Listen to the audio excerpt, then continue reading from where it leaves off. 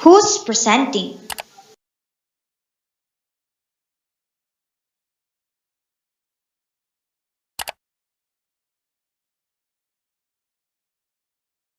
Today, we are going to discuss Lesson 2, the Self from Various Philosophical Perspectives. Objectives. At the end of the lesson, students are expected to explain why it is essential to understand the self, describe and discuss the different notions of the self from the points of view of the various philosophers across time and place. Compare and contrast how the self has been represented in different philosophical schools, and assess oneself with the different views of the self that were discussed in class. Medieval philosophy refers to the philosophy of Western Europe between 500 and 1350 AD, roughly the time between the fall of Rome and Renaissance. It was also the philosophy prevalent throughout the Middle Ages. The relationship between faith and reason, the existence and simplicity of God, the purpose of theology and metaphysics, and the difficulties of knowing universals and individuation were all explored throughout this time period. In the Latin Christian world, Augustine symbolizes the most important integration of the ancient Platonic tradition with Christian beliefs. His various written works molded biblical exegesis and helped lay the framework for much of medieval and modern Christian theology. The most noteworthy of these are Confessions and the City of God. He is formally recognized as a doctor of the Church in Roman Catholicism. Augustine's theology, insofar as it was Platonic, followed the general pattern of Christian Platonism. It was Middle Platonic rather than New Platonic in that God could not be the one beyond intellect and being, but was the supreme reality in whose creative mind were the Platonic forms, the eternal pattern or regulative principle of all creation. Not one, not two. How does one seek union with God? The harder you seek, the more distance you create between Him and you. So what does one do about the distance? Understand or recognize that it isn't there. Does that mean that God and I are one? Not one, not two. How is that possible? The sun and its light, the ocean and the wave, the singer and his song. Not one, not two. The mystics describe reality as an indivisible unity containing two apparently distinct aspects, an eternally unchanging and constant aspect, and an aspect that appears changing and inconstant. To those who have never experienced that unity, such declarations about it must appear illogical and self-contradictory. But, say the mystics, however paradoxical it may seem to the rational intellect, that is simply and truly the nature of the one reality. In order to explain that reality which is both the eternal God and the world of forms, a reality which appears to possess two such incompatible aspects while remaining one reality, it became apparent very early on, historically, that it was necessary to introduce two terms, each to designate one aspect of this dual-faceted being, yet which would in no way represent two separate and distinct entities, but one, a one with two faces. Modern philosophy. Modern philosophy is from 40th century to the early 20th century. It is the period of social, political, and intellectual development.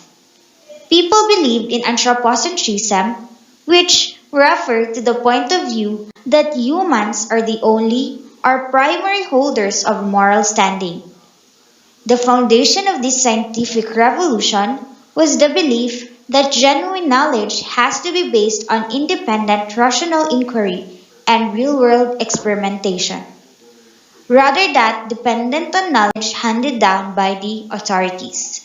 In the next slides, we are going to tackle about the different philosophers under the modern period. Descartes' concept of the self. Descartes' concept of the self revolves around the idea of mind-body dualism. For Descartes, a human person is composed of two parts, namely, a material body and a non-material mind. It must be noted that Descartes' idea of the mind is not different from the idea of the soul understood in antiquity, for instance, Plato's concept of the soul. For Descartes, the mind or the soul is superior to the body, for it is in the mind that mental states occur.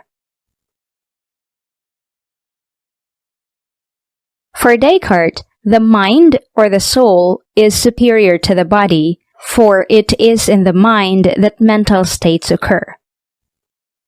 This is because for Descartes, the mental states such as thinking, imagining, and analyzing, rather than the physical states of the body, such as pain, hunger, and thirst, are fundamental to our life as persons. In other words, for Descartes, it is the mind that makes us humans. Thus, for Descartes, the mind is the real self.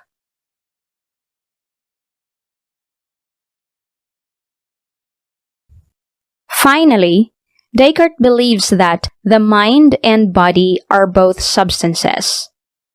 Therefore, for Descartes, mind and body are completely distinct and that they are independent from each other. Although they are completely distinct from each other, Descartes argues that the mind and body are in some sense unified. For Descartes, this union is what makes possible the interaction between mind and body. So, despite the real distinction between mind and body, Descartes argues that these substances nevertheless interact with each other. According to Descartes, the mind causes certain changes in the body, and the body in the mind. Part of the reason why Descartes aims to establish the distinction between mind and body is to establish the fact that the soul is immortal.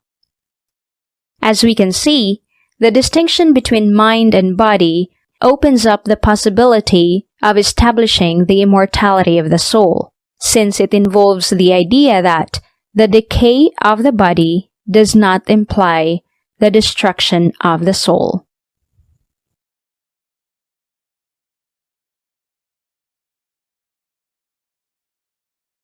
John Locke, born in 1632 and died in 1704, was an English philosopher and physician, the most influential of Enlightenment thinkers, the father of liberalism, the first British empiricist, the government official, a theologian, and an educator. John Locke often classified as empiricist because he believed that knowledge is founded in empirical observation and experiences. So here are the principles of teaching and learning according to John Locke.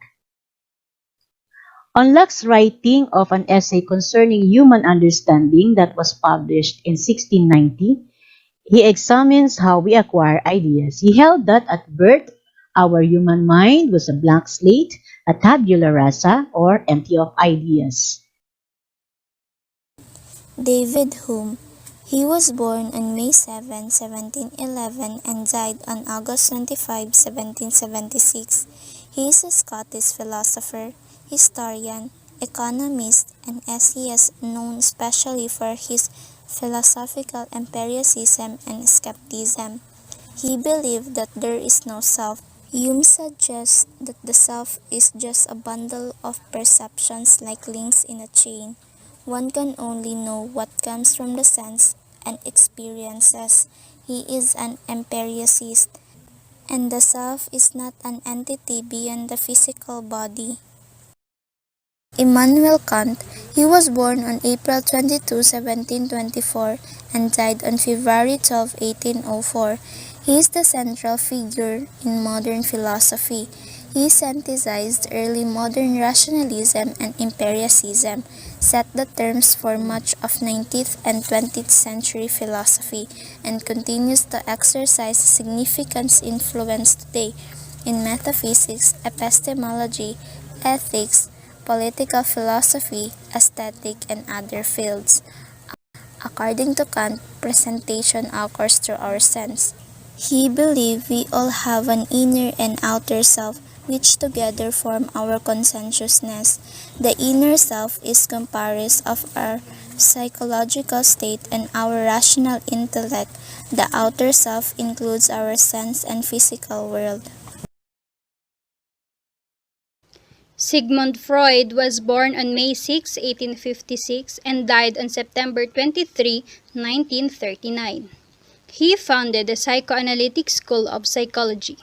For this group, the unconscious mind was seen as a major impact in human behavior. According to Freud, the human mind was composed of three elements: the id, ego, and the superego. The self is multi-layered into conscious and unconscious mind. Conscious mind includes all of the things that are outside of our conscious awareness, such as early childhood memories, secret desires, and hidden drives. According to Freud, the unconscious contains things that we might consider to be unpleasant or even socially unacceptable. We bury these things in our unconscious because they might bring us pain or conflict. While these thoughts, memories, and urges are outside of our awareness, they still influence how we think and behave. In some cases, the things that are outside of our awareness can influence behavior in negative ways and lead to psychological distress. Freud also believed that all of our basic instincts and urges were also contained in the unconscious mind. The life and death instincts, for example, were found in the unconscious. The life instincts, sometimes known as the sexual instincts, are those that are related to survival. The death instincts include such things as thoughts of aggression, trauma, and danger. The conscious mind, on the other hand, includes everything that is inside of our awareness. The contents of the conscious mind are the things we are aware of or can easily bring into awareness. This is the aspect of our mental processing that we can think and talk about in a rational way. The conscious mind involves all of the things that you are currently aware of and thinking about. It is somewhat akin to short-term memory and is limited in terms of capacity. Your awareness of yourself and the world around you are part of your consciousness. Gilbert Ryle is a physicalist born on August 19, 1900 and died on October 16, 1976. He is a British philosopher, leading figure in the Oxford philosophy or the ordinary language movement. Gilbert Ryle authored the concept of mind. He also followed ordinary language philosophy, arguing that the mind does not exist and therefore can't be the seat of self. Ryle believed that self comes from behavior. We're all just a bundle of behaviors caused by the physical workings of the body. The self is defined in terms of behavior that is presented to the world. The self is a pattern of behavior, the tendency or disposition for a person to behave in a certain way in certain circumstances. Moving on to Gilbert Ryle, the self is the way people behave. The self is basically our behavior. This concept provided the philosophical principle: I act, therefore I am. In short, the self is the same as bodily behavior. Paul Churchland is also a physicalist. He was born on October 21, 1942. He is a Canadian philosopher known for his studies in neurophilosophy and philosophy of mind. Churchland believes in materialism, or the concept that there is nothing but matter. What is eliminative materialism? Eliminative materialism is the radical claim that our ordinary common sense understanding of the mind is deeply wrong and that some or all of the mental states posited by common sense do not actually exist and have no role to play in a mature science of the mind. Eliminative materialism claims that common sense psychology of the mind is incorrect. It is the physical brain and not the imaginary mind that gives us our sense of self.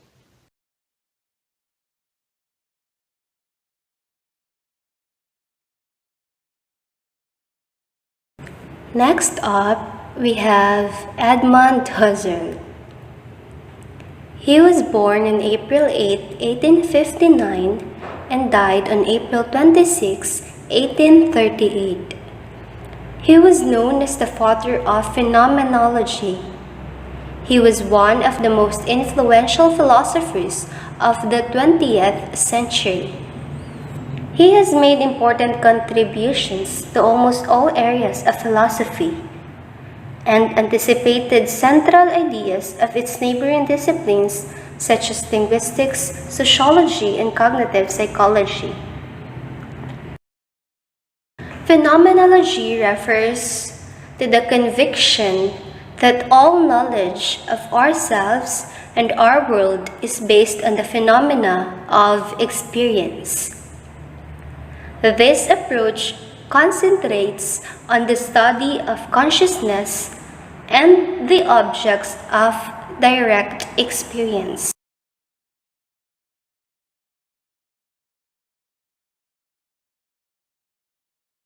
And lastly, we have Maurice Merleau-Ponty, or also known as Maurice Jean-Jacques Merleau-Ponty. He was born on March 14, 1908 and died on May 4, 1961. He was a French phenomenological philosopher and is strongly influenced by Edmund Husserl and Martin Heidegger. He was the leading academic proponent of existentialism and phenomenology in post-war France, best known for his original and influential work on embodiment, perception, and ontology.